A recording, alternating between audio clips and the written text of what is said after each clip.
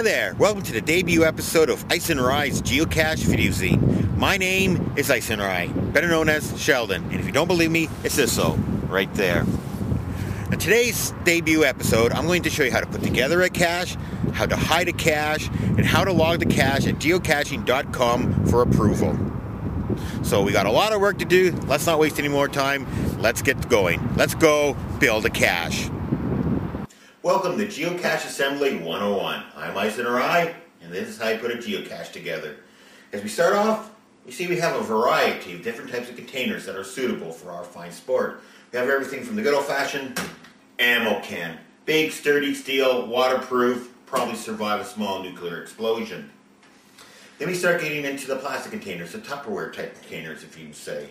The famous lock and lock. Bolts on the side, very secure, hard plastic, really nice containers. A little pricey, but if you can find out a deal, go for it. Same container, painted black, ready to go, nice and stealthy, small spot. Again, 4 clicks, boom, you're in. A little bit of space, log books, couple trading items. Then you get into the small containers. I find these are kind of neat.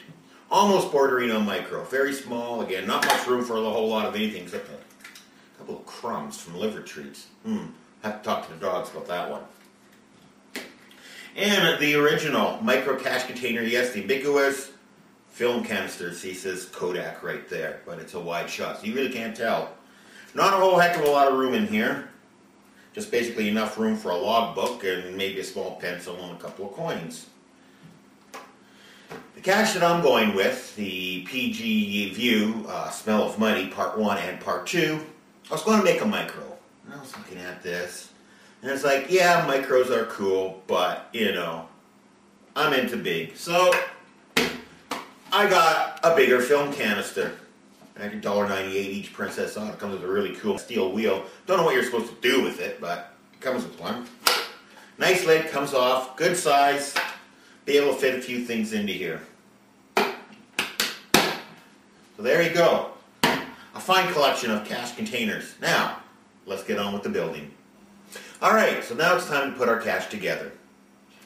I have my cache container and a variety of cache goodies spread out here on the table in front of me.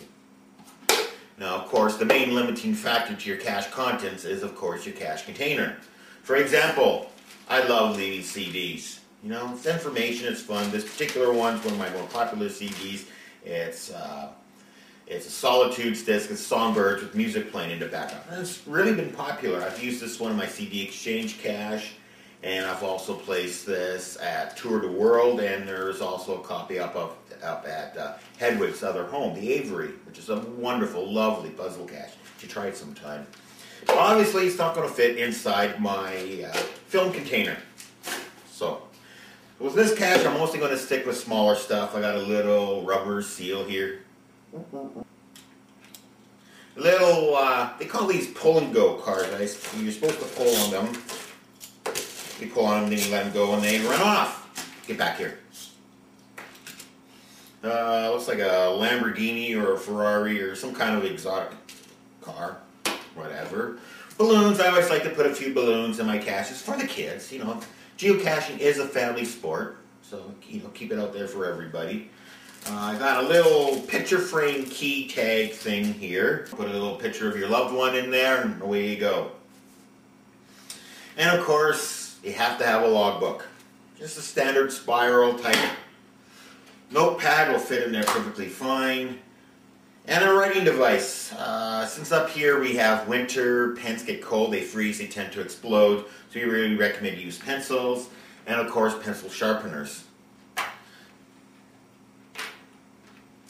So, all you have to do now, get the stuff into the can. Recommend Ziploc freezer bags. Freezer bags are really tough, really solid, really strong. One of my caches, actually the container blew up over the winter. When I went to check on it in the spring, I found the contents scattered all over the place. But they were all inside these freezer bags. Everything was still in great shape. So, start off with our logbooks. This is sort of going to dictate the shape of everything. Logbook, pencil, sharpener, trading goodies,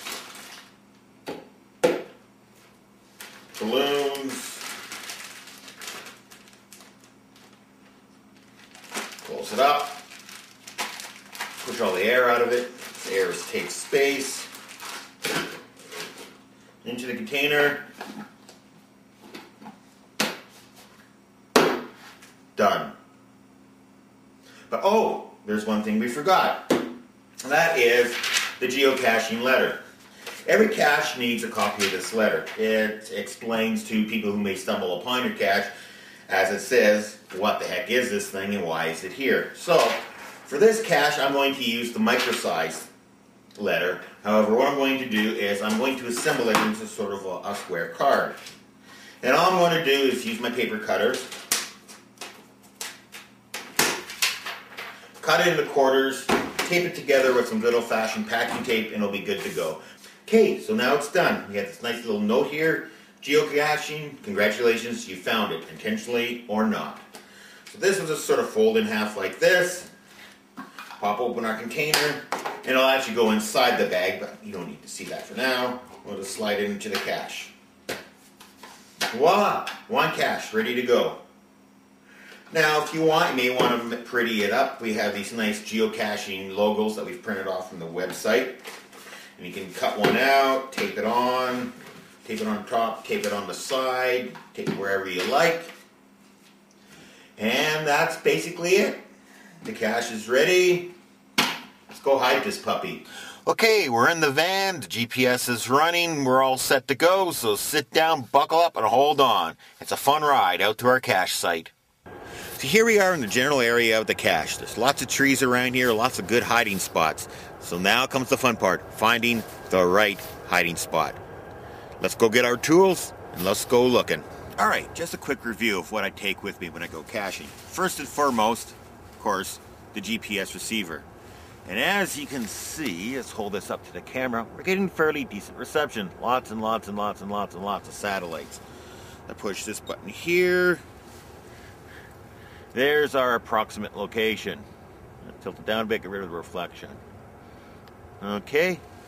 Of course, you know, it's hard to tell where you are if you don't have one of these. Other things I have, of course, the cache, the smell of money #1. And wherever I go, I always have my handy dandy geocaching fanny pack. All kinds of neat little goodies in here. Take a quick peek inside. I always like to take my camera. Nice digital camera, flip it on, point and shoot. As a matter of fact, I think I'll take a picture now. There we go. There's a picture of me taking a picture of the picture.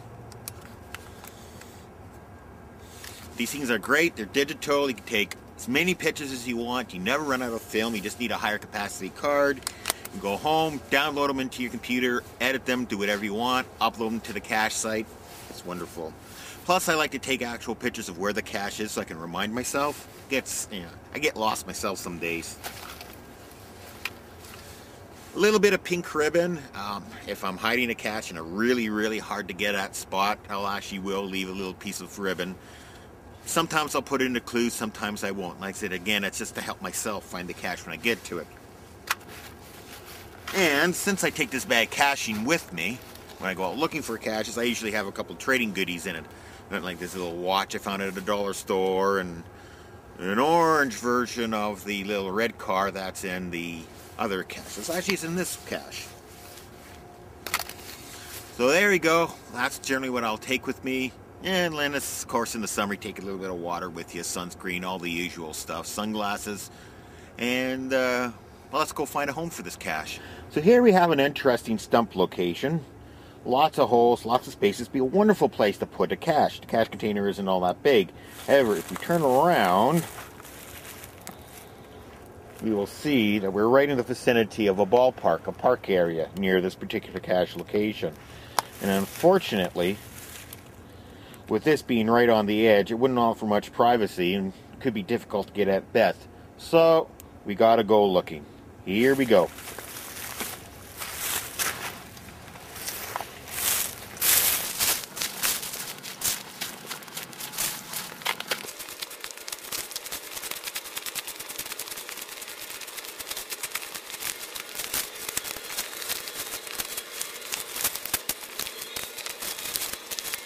Okay, so I found the spot.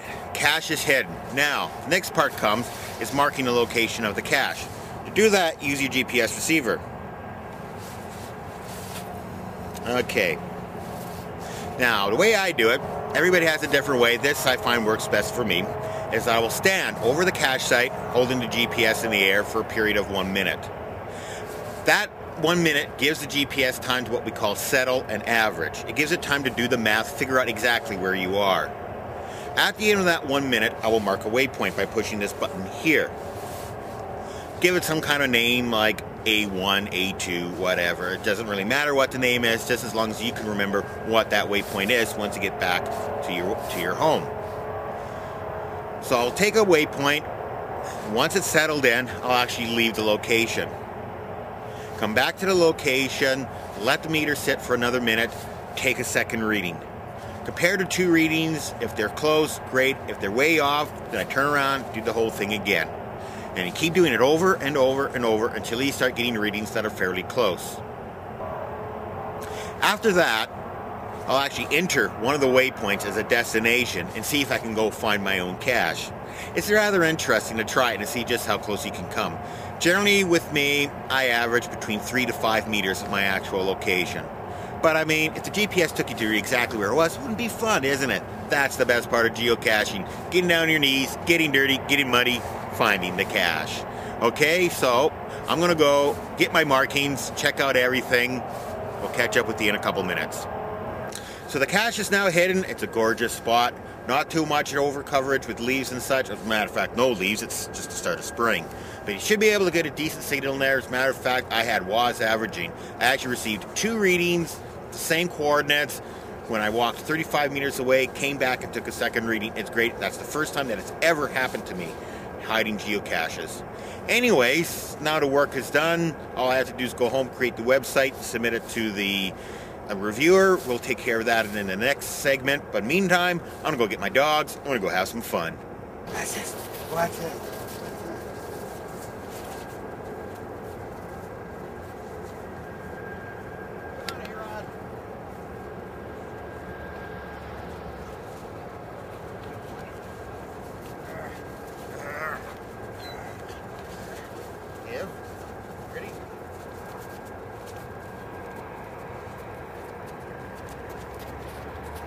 Okay, we're back in the studio now, and it's time to submit your cache to be approved.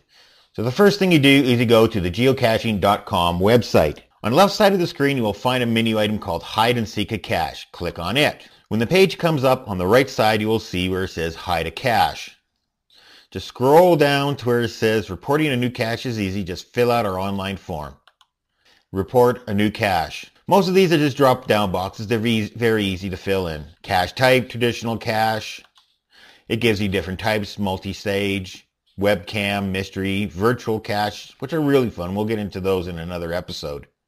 Geocaching event. Geocaching event's sort of like a big party for geocachers. Just had one a couple of weeks ago here in Prince George. So next on the list is cache size. You have everything from micro caches, being small film canisters, to large 5-gallon buckets, to virtual, which is no cache at all, and other, which presently is not being used much. In our case, we're going to go with a small cache. For nickname, type in whatever you'd like to call your cache. In this particular case, we're calling it a PG View number 4, the spell of money number 1. Who placed the cache? That'll generally default to your username. If there's multiple users, you can always add extra names in there. Date placed defaults to today, so we'll just go with that date. The related web page, if there's a web page particular to your cache, you can enter it there. Background image URL. We'll get to that one in a bit. What that one does is allows you to put a picture that appears as a background image on your web page. Coordinates. Well, that's the important one. Your default is degrees and minutes. And to get this information, you just simply pull it off your GPS receiver. You go, you look at your list of landmarks, and you remember the name you gave it, and you simply enter in the coordinates. In our case, it's already been entered, so I just type in 53 and fill in some other numbers for the rest. And with a west coordinate of 122, and again, some numbers that I already pre-entered. Location, that's a country code. Again, it's a drop-down box. It starts off United States and has almost any country. For Canada, generally what I'll find is I hit tab 3 times, and it'll take me to Canada. Once you default with that, it'll actually switch screens to give you a state province. It'll preload all the provinces. In our case, we're in BC, so just click on BC. Difficulty rating. This one is a general rating of the terrain and the difficulty of the cache, and there's a really nice little system that you can use. It was written by a gentleman called Clayjar, and it goes through and asks you a series of questions and gives you a rating between 1 and 5. In this case, this cache is basically a 2 and a 2. Details. This is where you actually describe what your cache is, the significance of the area, basically any information you want to give the cache seeker. I always like to put in a little bit of a hypertext code for extra pictures, or in my case, I always put a profile button. So we have to check off the descriptions below are in HTML. In the short description box, you just type in a short description.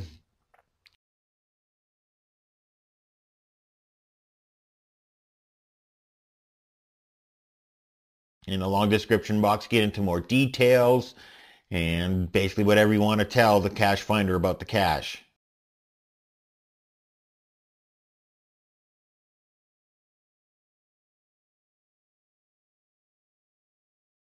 Hints and spoiler info. That's always a fun one. Some people just go in and say, hey, it's underneath the third rock on the right. Other people like to put in a little bit of a puzzle. Note to reviewer. This one's mostly used for the virtual caches and cache events and multi-caches. If it's a virtual cache, basically tell them why it's a virtual, why you can't put a regular cache in the area. If it's a puzzle cache or a multi-cache, put in all the different waypoints. This is what they have to do, is you actually have to go and check and make sure that your cache isn't dangerous, isn't somewhere that cache shouldn't be. There are rules to where caches can and cannot go. So once you're done, click the 2 yes boxes down at the bottom, the guidelines for listing a cache and in terms of the use agreement, and click on report of new listing, and that's pretty much it. It'll go off, show you a link to where you can actually see what your page looks like. So if you click on that, this is basically what my page looks like. And you will see the background image in the background there. And what that is that's actually the picture I took with my camera that you saw earlier in this episode. And what I've simply done is uploaded that image to the geocache.com website. And then in my edit listing, I simply said, use this image as a background image. And this red writing is simply here to tell you that the cache has not been approved yet. Once it has been approved, this writing and any notes to the reviewer, which are located on the bottom of the page, will be removed. Over here on the side, we have our attributes, which are edited separately, and they're just little keys to telling cachers, basically the details of your cache in thumbnail pictures. You will see my profile link, which will show you caches that I've hidden and caches that I've found, and a little bit of news about me and also how to contact me. This picture is inserted through a little line of hypertext, which can be created in any web design program. Another part of your web page are images that have been uploaded specific to that cache. In this case, this picture is the picture I'm using for my background image. If we click on it, you can see the actual background image without all the text in front of it. And this URL is the address that I use to tell geocaching where the background image is located. So there you go. You now have your first listing up on geocaching.com. And usually within 36 to 72 hours, the cache will be approved. It will then appear on local search pages where other people will be able to see your cache, download the waypoints, put them into your GPS, and go out and start hunting. So I hope you enjoyed this segment on how to enter your first geocache. Once you've done it a couple times, it becomes habit. You get good at it, and it's lots of fun. I almost think that actually hiding the caches is almost more fun than finding the caches. Well, that about wraps it up for this debut episode of Icenrye's Geocaching Videozine. I hope you enjoyed it. If you did, please send me an email and drop by my website at www.icenrye.com for future episode information. If you have a favorite cache site, please email, let me know. I always like to know where there's good caches around, and hey, I may even visit them sometime this year and tape them and put them on this show. But until then, I got more caches to hide and more caches to find. So until then, cache on.